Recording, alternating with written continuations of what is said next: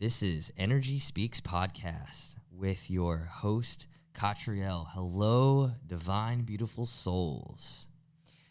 We have a special guest today, one of my best friends, Mitchell.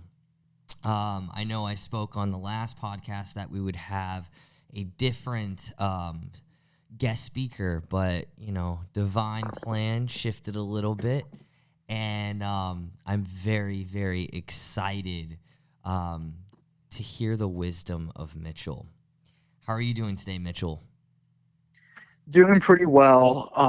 Happy I'm transitioning jobs, so I'm in that phase right now, which we just talked about before we started the podcast. But yeah, I'm doing pretty well. Looking forward to the future. That's awesome.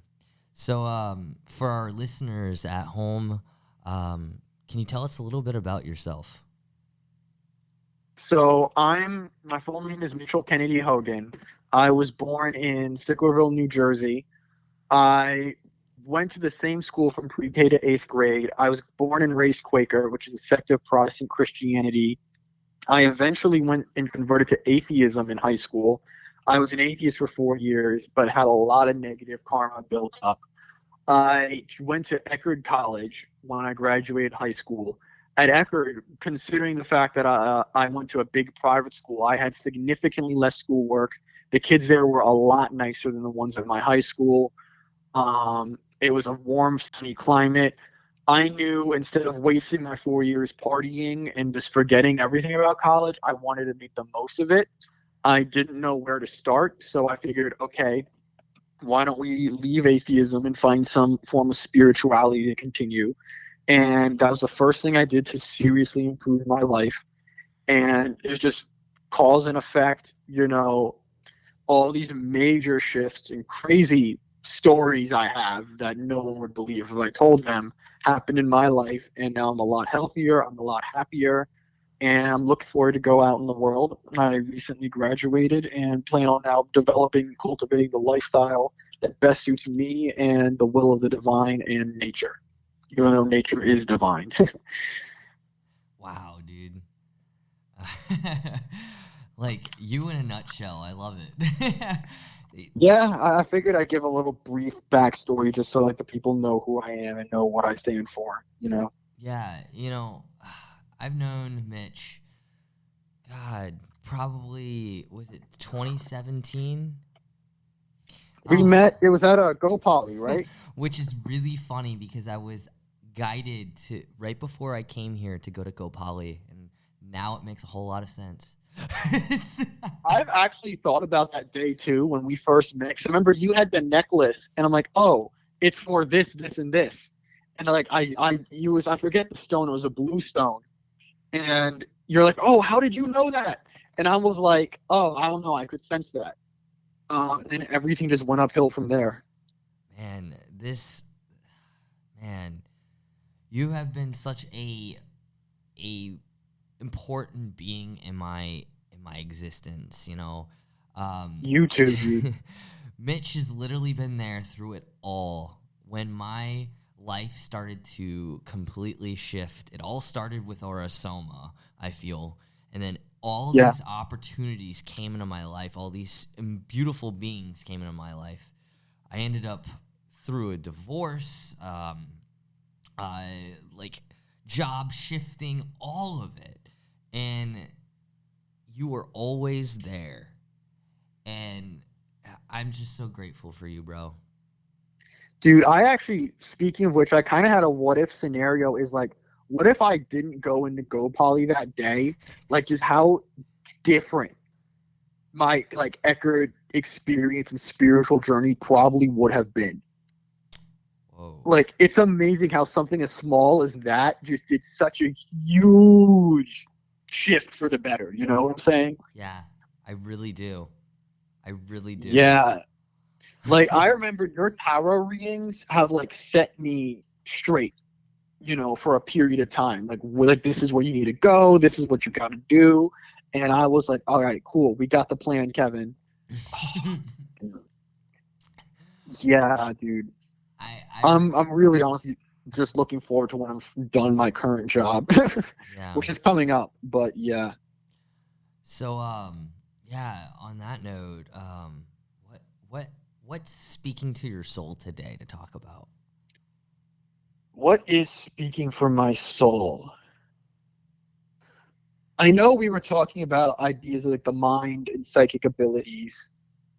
I think, hmm, but at the time, I'm currently not feeling if there's anything in particular there is to talk about more so with just energy speaks.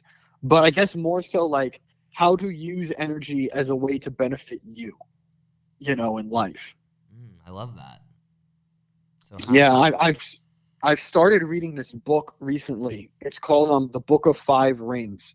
It is written by, I forget the man's name, but he was an Edo period samurai, and he was writing this book in his 60s, and he's talking about how he essentially first saw combat at the age of 13 and killed like a master at the age of 13, and it's about his life experiences, his knowledge, and how he learned to survive in like really stressful situations. And one thing I am no expert on this at all, but I've been recently drawn to the idea of like kind of more Eastern philosophy, whether it be Taoism, for example, mainly because of this emphasis on peace, but having an acknowledgement of the dangers and evils in the world and how to like kind of move through them. Whereas, like as I mentioned earlier, I grew up in a Quaker environment basically my whole childhood. The Quaker mindset of like dealing with evil is essentially pretend it's not real and therefore it'll go away. Like I remember as like being a child, we couldn't do stick fights. Like we couldn't sword fight with sticks because we thought we'd poke our eyes out. When we played the card game War, we had to call it peace. And I'm kind of realizing how sheltered of an environment it was and how that really stunted my development. And a big part of my own journey was actually coming to terms with the reality, I guess, of evil, violence, and aggression in the world. But now it's more so kind of shifting to a worldview of instead of submitting to those primal urges, kind of accepting them and moving through to build a better future. And I think you see that more so, and I'm no expert on this whatsoever, in like Taoist thought and certain sects of Eastern religions that tend to have homage to nature, not like Confucianism and so on. But that's kind of where I'm at right now. Interesting. Several things going through my mind right now. Like you being in the Quaker, it's a religion, correct? Yes. So like how like you ended up in it as a history major, correct? Yes. History major, religious studies minor. Right. Like so like obviously history's filled with so much. How did, you how did your background with Quaker really allow for the whole history major and what you wanted to do with it? You know what I mean? So history. So I always was kind of fascinated with history. So growing up as a kid, like history and animals were my two kind of biggest interests, particularly more so animals. Like I was a fanatic for sharks, and I still use the idea of the shark as like one of my, I guess, totem or heraldry animals as a symbol of the way and the way of harmony in my life. But that's like another can of worms we can open. But I came in originally as a marine science major at Eckerd College. Oh wow. But I transitioned to history mainly because it played to my strengths. Like, for example, I wasn't really good at math. I'm not really good at making like charts or like computer stuff, but I was very, very, very skilled at writing and I was very, very skilled at researching. And another thing I didn't like was how, even in the scientific field, nature was still kind of treated like a resource, if this makes sense. Like, like when you do experiments on animals, they're still viewed as like, oh, nothing more than animals. And they're somewhat treated, I guess, like material objects. Whereas it's like I kind of saw nature as beings worthy of respect. And I'll admit, I'm a hypocrite. Like I do eat meat. I do eat steak, and I do eat pork. But a big journey through studying history, and this has helped me, is like the balance of like life and death and how the two play into each other. So by majoring history, I studied particularly like Native American history. And particularly, I wrote a big essay on the Seminole Wars in Florida, and I actually presented my research at the NCUR. I'm forgetting what the abbreviation actually stands for. Wait, National Convention for Undergraduate Research. Yes, it was there. Wow. And seeing like how human nature on one hand can be very peaceful and prosperous, with certain cultures like the Tirana in pre-contact Colombia, or very brutal and cruel, as in like the Comanche in Texas. And that spectrum really kind of helped me understand the story of us, but also understanding the nature of life and the nature of existence. And the religious studies minor was, I took a lot of religious studies course, was also just the mindset of humans. Like, what is religion? What do we define as religion? Or how we don't even really have a set definition of what a religion is, but it's something that all people do. It is so fascinating. And it enabled me to actually help my own spiritual and, I guess, occult practices, and seeing, I guess, the different aspects of, I guess, the divine and God throughout all of existence.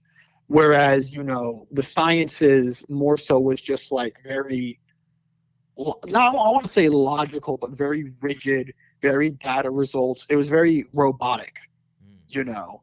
And relative to a lot of other quote-unquote spiritual people, I tend to be more robotic, or as the Greeks would call it, Apollonian in that sense. But it's, I know, the self-discovery, discovering how the divine works, some just very crazy esoteric encounters that I've had, completely sober, might I add, has been just so fascinating. And I know you asked about how Quakerism itself kind of influenced that, but it wasn't so much Quakerism in Christianity, but it was a return to the divine. So like I can say with confidence is I was very happy as a Christian, as a Quaker in my life. And atheism, I think, was a big push into my state of misery. But at the same time, atheist ideology did such a good job of pointing out the hypocrisies of Christianity for me, and the fallacies in the Bible, that I kind of just couldn't go back. However, it was also that I knew I needed some essence of spirit if I was to basically stay alive. Wow, that's powerful.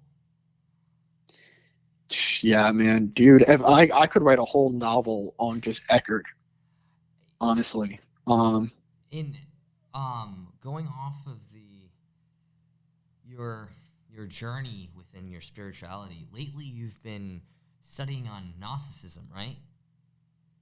Yes, and it's kind of pulling me more so towards Hermeticism, Interesting.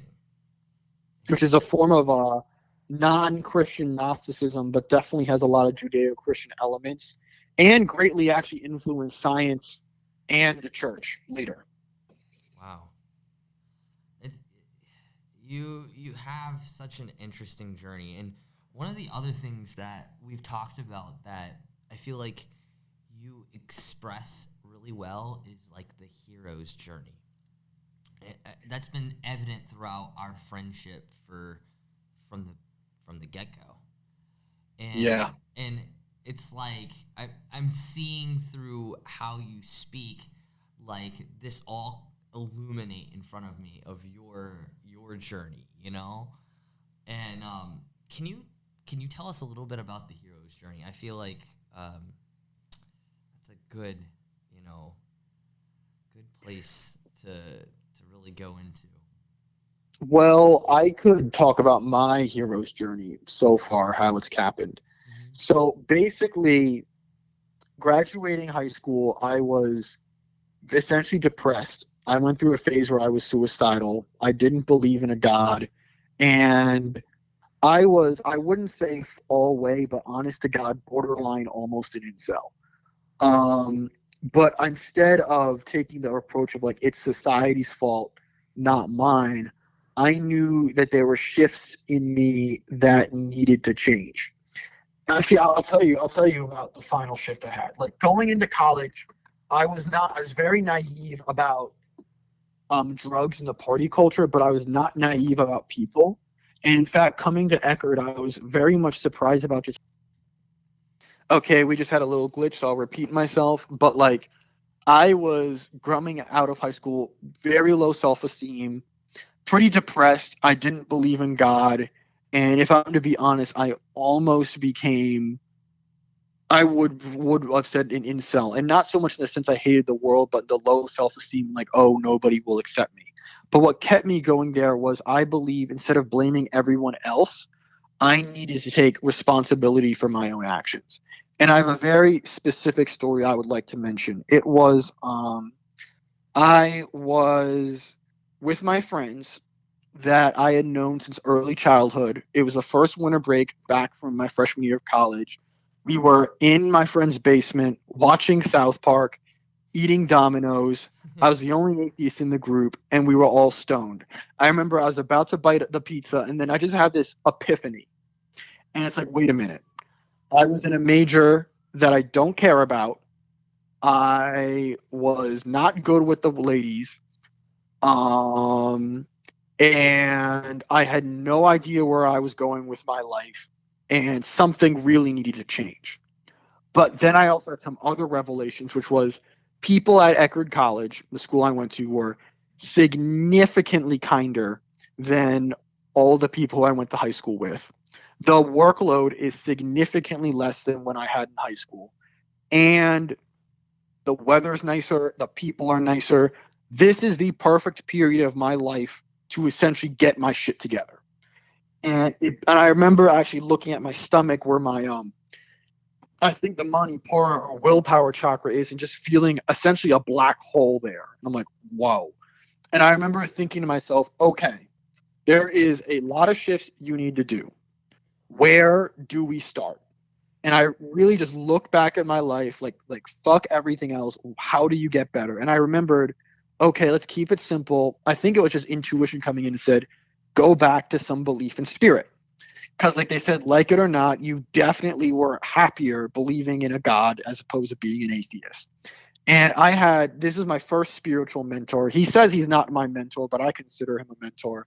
And I figured, okay, I'm going to talk to this guy about like starting a new spiritual practice and just seeing where it went. Winter break ended. I visited him and I went up and talked to him like, look, I had this epiphany. I don't know where I'm doing and I'm like trying to improve. Like what should happen basically. And he says, that's because you're an indigo child. You know what that is? And I'm like, wait, aren't they like kids who can speak to spirits and ghosts? And he's like, not quite. So he shows me more information on that. He was a yogi too, a yogi. I went to his yoga classes. All I did was I meditated, and I journaled. I got a tarot card reading by actually Sammy, who changed her name to Aurora. And all I did at first was meditate and journal, and then just meditated. Then at first, once I kind of built a bit of self-respect and self-confidence in life, I systematically had, I guess you could say, seemingly malicious forces from my past present themselves in my own consciousness and seemingly having to battle them out as this way of, I guess, conquering my own demons. And I remember the first major one I had to face was actually atheism itself. And I remember when that came up, it was almost as if, you know how have you ever meditated and you can feel like through your crown chakra, spirit channeling through you? Yeah. So it felt as if when that came up that it was severed. Like there was literally something blocking it and I couldn't reach. I couldn't meditate. I was stressed out. It was like some force was cutting me off of spirit. And I knew I needed to stand and fight. And I knew also, as scary as it sounds, is I couldn't face this using like, oh, I believe in spirit and all that. All the logic, all the ideas, all that stuff can just be thrown out the window. I couldn't do that. So it was almost as if I had a man-to-man fight with this energy of atheism, of just death, and like the idea of like dying and that being it was very scary to me. Because even if that's true, that means I can go on the spiritual journey, but at my core, I know it really is nothing. So it basically, if I could say, it felt like it lasted for 3 days. But then I actually remembered a clip of Richard Dawkins, one of the biggest founders of what we call the New Atheist movement, talking about the existence of consciousness and how they all found the concept of consciousness to be completely baffling. But then I remembered one of the major arguments of atheism was evidence, evidence, evidence, evidence. You need like evidence of God, evidence of this, evidence of that, as we have like evidence of like say gravity or evolution. But then it hit me is how does one gather evidence? One would need to be aware of the world so they could be aware of the evidence that they captured. So in order to find evidence, you have to be conscious. You have to have some form of consciousness. If there is something that exists with no evidence, that means you can't consciously perceive it. So, and the atheists would say, like, since there is no evidence of God at all, there probably is no God. You know what I'm saying? And if you say, oh, just because lack of evidence doesn't mean it's not real, how do you not know that there's a giant purple monkey man who rules a moon right now? I mean, there could be. We have no evidence of it. But like, let's be honest, it's not all that logical. So basically, in order to take the evidence only approach, you need to have some form of consciousness. And if that would mean in order to have that form of consciousness would need to be a requirement of reality. So in order for something to be real, you have to find evidence that it is real. In order to find that there's evidence that it is real, you need to be conscious so you can track the evidence. Therefore, consciousness must be a requirement of reality. And if consciousness is a requirement of reality, that means death would not be real because you're just shifting forms of consciousness. And I realize that consciousness or that awareness is what God is. Wow. And that is the first of the major, I guess, opponents I would have to have had faced in my spiritual journey. Was essentially just materialism, atheism, and what the Gnostics call like death. Like the energy of just death, dumb matter. You know, the way I look at you sometimes, it's so funny because I see you like this spiritual, like military dude in a sense. Because like the way you approach life is very much so like a general or something, you know? And Yeah. and it's incredible because like you are a conqueror, but it's not in the way of like war, you know, that we see it, you know, in the physical. This is like with spirituality and what is unseen. Yeah, I mean, I kind of thought of me fighting all of the negative forces as a form of conquest, like two armies fighting, me in the command, and leading for and going forward. Because one of the things that the Quakers kind of hammered in, and I still believe this, is just how kind of brutal the idea of war is. You know, and even spiritual war, it can be very intense, like extremely intense, that most people aren't even aware of that, you know. Yeah. Like when you're like locked in the basement with an evil demon, literally, and you got to like drive this thing out. And I mean like literally, like I mean like in an actual house, in an actual basement, driving an actual spirit out. I did that one time. It's a powerful feeling, you know. It's a powerful feeling, but I guess the idea of war as a horror field and not something to be glorified kind of stuck with me from the Quaker ideology as well. But what this journey kind of showed me is how that level of savagery is just another fabric of reality. And instead of wallowing in it, you got to, like, I guess, transmute it. It's like pushing some energy from being bad over to more positive in your life. And that goes into the Hermetic law of polarity and vibration, of like the world is built around the number two poles, and you're vibrating between both. But you got to stick near the center and leaning slightly towards the pole that you favor, in a sense. So it's such a complicated idea. So I was, in a way, like this esoteric combat of fighting all these malicious entities from my past, and frankly, I think are also spreading to the general psyche of the American population as well. And just overcoming that as a form of my hero's journey. And frankly, going through multiple hero's journeys like that has been very eye-opening to me. Yeah. You know, and I did take that idea in my own mind, but it's this weird, I'm at a crossroads where it's like I don't value that, but I take confidence in my ability to face off evil in my own mind, the evil of the unseen, the evil, actually not so much the unseen but the seen, in spiritual. It's a lot. I too am at a crossroads right now. So let me ask you a question. What is evil to you? I remember when I had this trance and I channeled this, and it was saying, good and evil don't really exist, but a fear of death does. And I thought about that more and more. Ooh, that's powerful. And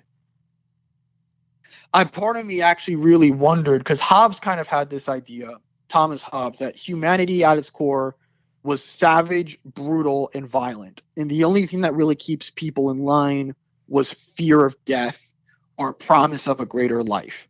So that's why there's people who aspire to do better. But then I kind of thought about it in the sense of looking, this is very recently, at nature. Because like you say, you look at a wild bear, for example. Bears and predatory animals don't have a shred of empathy in their mindset. Like a papa bear will murder his own kids in a heartbeat and feel nothing. But a bear doesn't really have the power to really cause significant damage to anything in the grand scale of the world. Whereas with humans, we have the ability to love and we have the ability to hate. And actually, the power of hate is something that often goes, I feel, ignored in a lot of these New Age spiritual circles, because seeing how prevalent it actually is in American culture. But the idea of choosing life versus death, like in order for there to be life, there has to be death. For example, the predator also weeds out the weak, weeds out the dying, and actually will help the lives of plants, which can grow and spread more life and more forest as well. But then you have an herbivore, which is terror to a tree or some grass, but is essential for making sure the forest doesn't grow too big. And the biggest virtue to me more so was balance between the concepts of life and death, and balance within the world. So to me, evil and morality are very useful social tools to keep people in line, which can be used, which I think more out of 10 times is for better, not for worse. But as abstract spiritual concepts, I don't view it like that. I view it as the pole of life and death going at it and coiling around each other like the two serpents of Kundalini. And in order to master and have a good life, one must master death. You can't ignore the death. You can't ignore the hate. You can't ignore the evil. You can't ignore the jealousy, the rage, the anger. You have to go through it. You have to learn from it. Because when you master that in yourself, you can have a much better life. But you have to also focus on the vision, on the end result, that this is life. Really? I mean, I agree with your idea of me being the spiritual general conqueror. But I guess I don't want to have a legacy of conquest. Got it. I love that. You mentioned something very important, and within living life, and we got a lot of different emotions and thoughts, and it's what we do with them, right? It's also feeling them to are, feeling through all of them, like you had said, if we ignore them, they choose to just tend to come right back up until we actually deal with what the core of it is, right? And that's interesting to me because, like, it just kind of reminds me of, like, Harry Potter. Of course, I'm always going to go back to Harry Potter. How Harry Potter is talking to Sirius, and Sirius is like, yes, we all have, dark and light in all of us, good and evil, however we want to, like, look at it.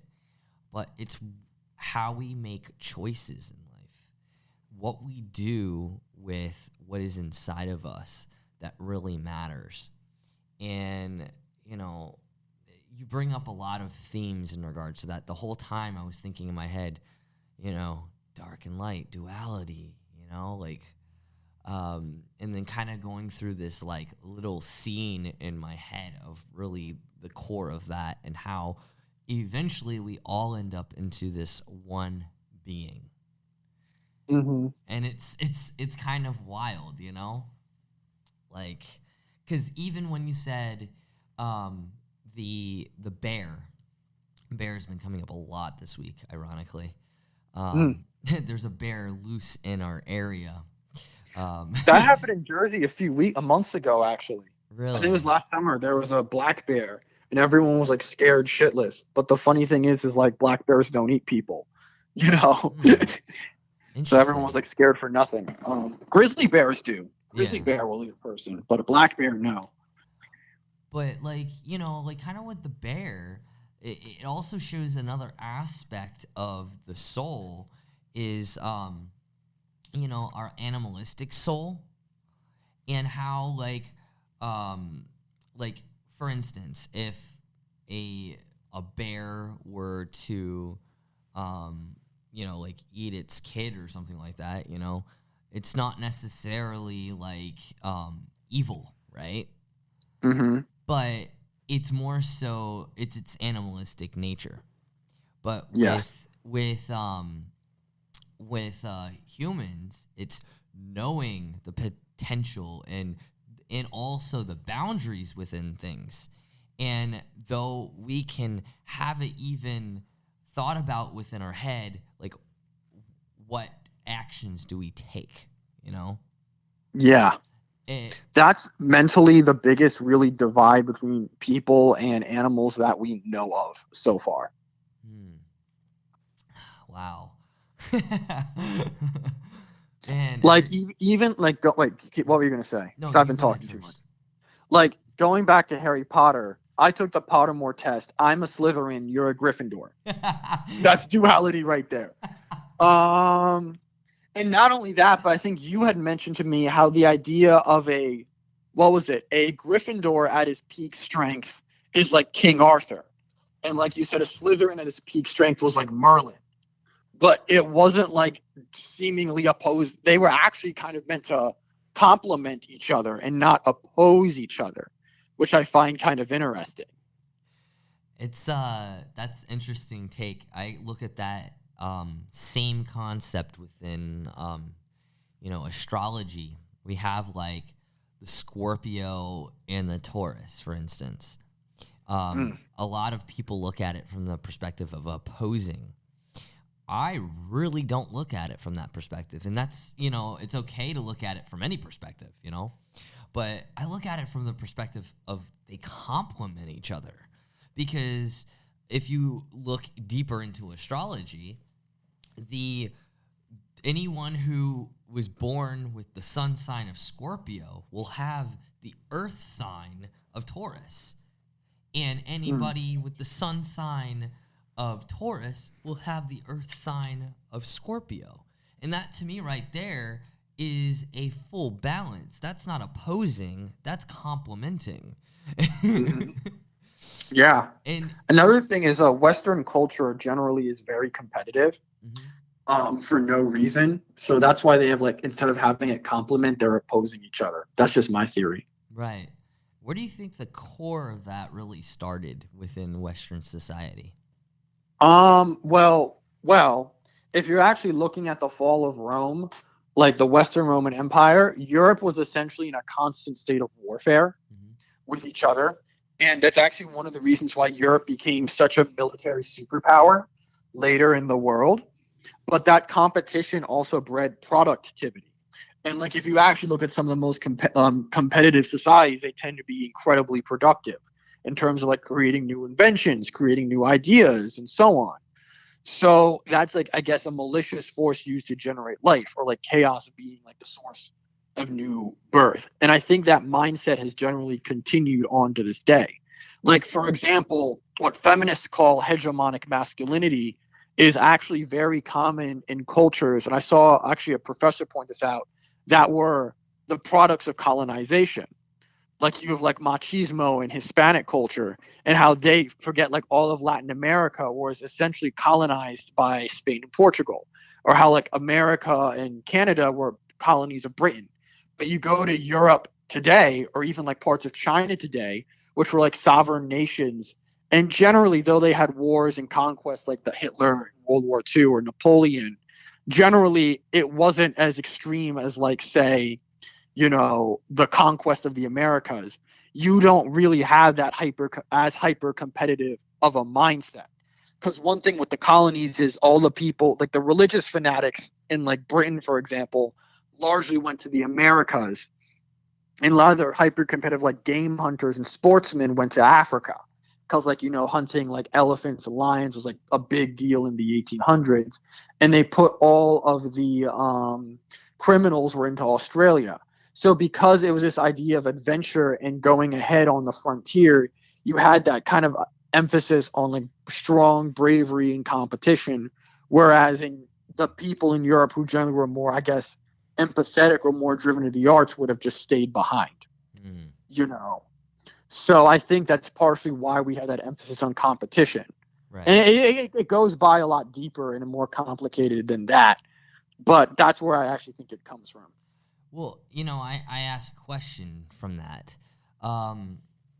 So that whole, concept of like the Western really feels a lot associated with the divine masculine energy. Yes, very. And then, like we're coming into this new earth, like how we want to shift and change things, right? What do you see as a balance of these divine masculine and divine feminine energies? Like, what does that look like? Where does it feel good? Where's the balance, Okay, so first we need to have a little brief discussion on different cultural views of time. If you look at the pagan world and actually like Native American cultures, time was viewed as a cycle. Like the Iroquois, they had like the 4 seasons and so on. And in the Greco-pagan world, time was a circle.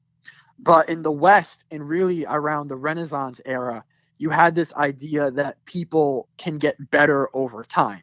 And that is when time became basically a line going upwards, kind of like a quote unquote, to quote Camille Paglia, a phallic peak, like the masculine energy rising and going ahead, as opposed to like the feminine circle of eternity and getting trapped in eternity. But it's like both very opposing forces together. So the way I would view it, and truth be told, I had a transcendental experience where time isn't real, but I'll get into that later in this conversation, I guess. But for sake of usefulness, this is kind of how I would view time as a very progressive scale. I remember one time at Eckerd, I was kayaking in the mangroves, and I was meditating there, and I hear this bird calling, another woo-woo hippie synchronicity coming up, and I could tell by the sound that this was clearly a bald eagle. I open my eyes, the eagle stops calling. He finds a hot air circle. He starts floating upwards in a spiral that gets smaller and smaller until he gets super, super high up. He changes his wings and he just dives ahead. So the thing with when you see like birds just floating in the air, they're not actually flying. What they do is they find a current of hot air because hot air rises, and they ride and they literally float that current upward. Whoa. But it's cool how he was going up in a giant spiral that got smaller and smaller and smaller, almost like a pyramid. But seemingly you have like this phallic motion of moving forward and moving ahead in life while simultaneously doing it at a very slow, steady pace with feminine cycles getting progressively smaller but working in unison. So if there was a healthy way of time, it really, as basic as this is going to sound, is slow and steady wins the race. End of the day. Oof. That's powerful. Whoa. Yeah. Thank you for that. Wow. You know, you bring a lot to the energy of the earth, like just even bringing in, you know, like signs of the universe through animals and what they actually are teaching us, and also the science and the history behind everything. It's incredible. Yeah, it's a very generalist knowledge, though. Like, I don't claim to be an expert on anything, really. Well, I will. So, yeah, always fact check everything I say. I will say say you know a lot of information, and like I remember I was playing a game with my mom, and we were going through the alphabet. Oh, animal that began with an I, right? Yes. And I was like, Impala. And I was like, wait, what? And then I didn't even think about it, you know, like, Yeah. but you are just a wealth of knowledge and wisdom, you know, like how you take the knowledge in and apply it is remarkable, you know. And Thank you. Thanks, man. are there anything else?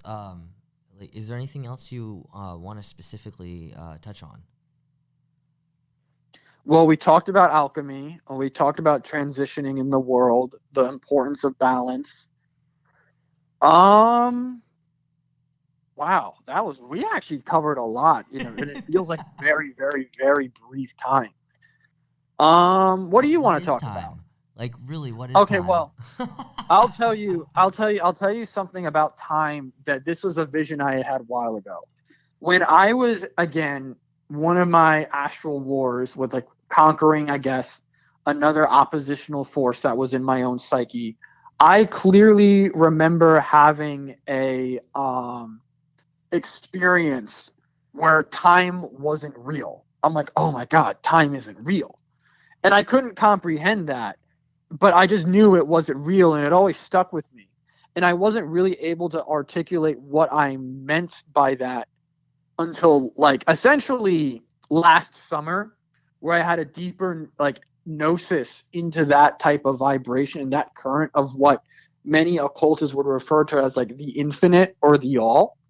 And essentially it's the idea that time, space, and matter are all illusions. And so instead of time working like a linear line, it is essentially a sea of infinite possibilities.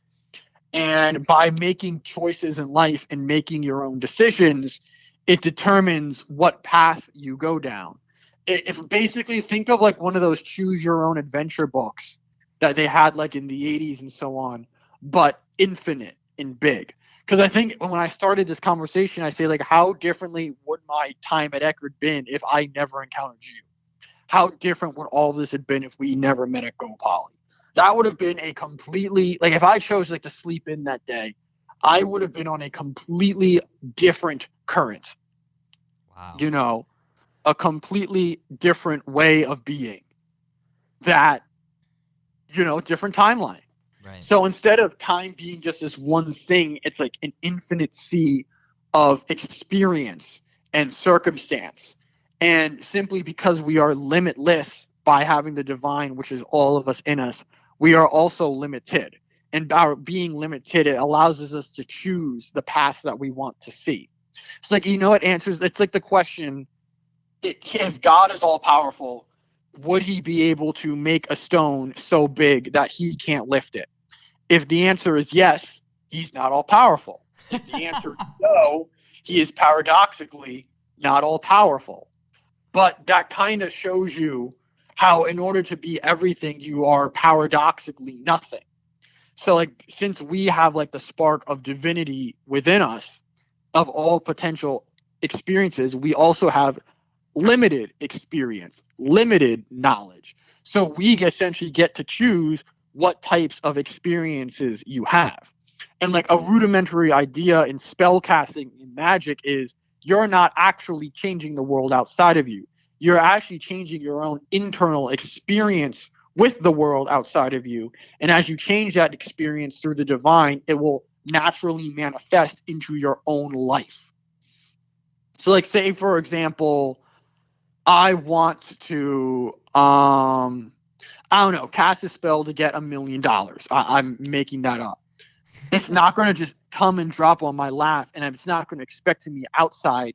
I had to make a bunch of shifts internally based on how I view the world and how I view myself and how I live my lifestyle. And then before that can generate within my own life. And just working with the divine to find that and moving through and alongside resistance to find that is how you build character and strength. And that's another aspect of the hero's journey. Like every time you're casting a spell, it is a heroic act. It is the act of going through the hero's journey to change your own mindset and to change your own personal experience of life. That's powerful, because like within that, the power of thought, you know, like how you said, I'm gonna, you know, like if I did a spell, you know, to get $1,000,000, you know, you actually have to be able to open your being up to allow that amount of energy in and be able to hold the container for it. Yes. And it's interesting because this whole session ended up happening the way it did because, you know, like there was schedule shifts today. And I started looking at it from a different perspective. I was like, okay, well, I could just cancel my time at the studio. And I said, no, I got a very large no. You're meant to be in the studio. Maybe you don't know what's going to happen yet. But if you're in the studio, that will allow for all the possibilities and potential.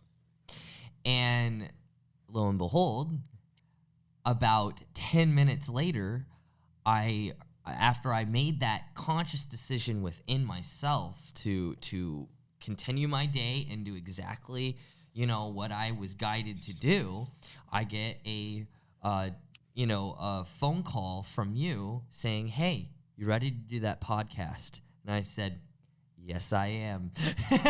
Yeah. Well, even I was a bit like iffy about it because I was a bit stressed out from work. But then something was like, okay, look, it's an evening shift. The night manager is pretty cool at my current job. You should just do it and see how it goes. And like within a week's time, you're gonna be free. Wow. Like, whew, you know, just want to take a pause for a moment, just like allow all this energy to integrate. Yeah, man. Yeah, this was some big hard hitters. And wow, dude, our looking at it from this perspective, our time is coming to a full circle on this one. Yeah. But yeah. man, like you are always welcome on Energy Speaks podcast. Is there anything you want to say for, you know, last words or anything? For anyone listening, if they want the best spiritual advice, take time to know yourself. Like, knowledge of self is a gift. Know who you are, know how you operate as a person. Knowledge is not a one size fits all shoe. What may be true for me is going to be completely false for you. Be the God you wish to see in the world. Wow. That's powerful. Yes. Oh man, I love our And power, talks. also great power and great freedom comes great responsibility, to quote Uncle Ben from Spider-Man. But that's so true. Spider-Man. I love Spider-Man. But that is so true. It Like, is. no truer words have ever been spoken. Stanley, you are a genius. Rest in peace. R.I.P. Mhm. Well, thank you, Mitch, for coming on here, and thank you, listeners. I am just so honored to be able to hold this space in this container for Energy Speaks podcast. Thank you all, divine, beautiful souls. This is Katriel, your host, signing off.